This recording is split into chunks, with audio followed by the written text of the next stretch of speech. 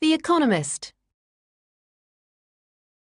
The story of the European Union begins in 1951 with the formation of the European Coal and Steel Community.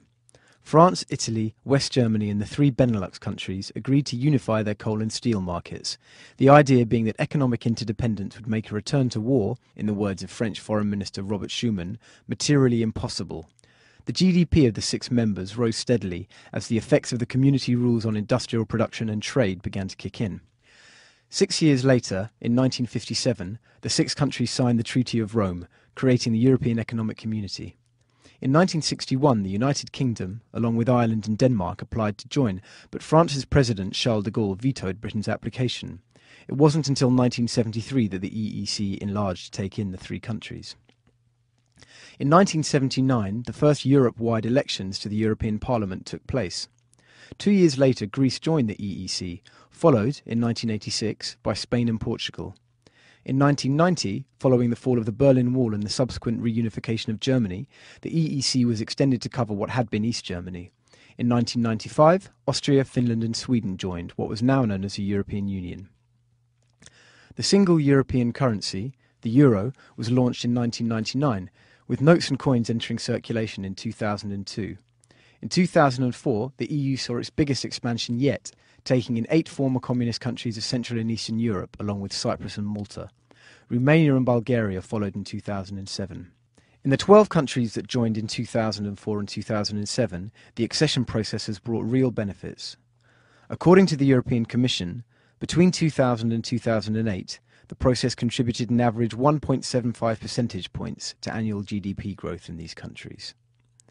The Commission also says that enlargement has brought economic benefits to existing EU members as new export markets opened up. Today's European Union contains 27 member states, ranging in size from Germany down to Malta. Under current rules, in the European Council, where heads of government meet to take decisions, voting rights are awarded roughly in proportion to a country's population, although smaller countries tend to do better, proportionately, than large ones. The future of EU enlargement is uncertain. 3 countries, Croatia, Macedonia and Turkey, have had their applications to join the Union officially accepted. Yet many argue that the EU needs more time to digest its recent eastward extensions before it embarks on further serious enlargements. Of the 3 official candidates, only Croatia looks likely to join in the near future, probably at some point in 2011.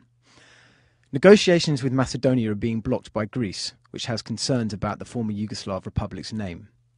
Turkey's movement towards accession has stalled owing to concerns among senior European leaders over whether it belongs in the EU at all.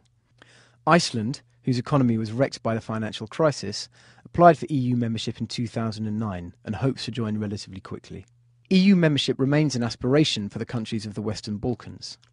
Albania, Montenegro and Serbia have all applied for membership. Bosnia and Kosovo are some way off yet. Further east, the issue becomes murkier. Ukraine, the most important country in the region, is keen on joining, but the EU is deeply wary of extending an invitation to a large, poor country racked by instability and corruption. Equally, some politicians in the countries of the South Caucasus, particularly Georgia, aspire to EU membership, but there is no real prospect of this in the short or even medium term.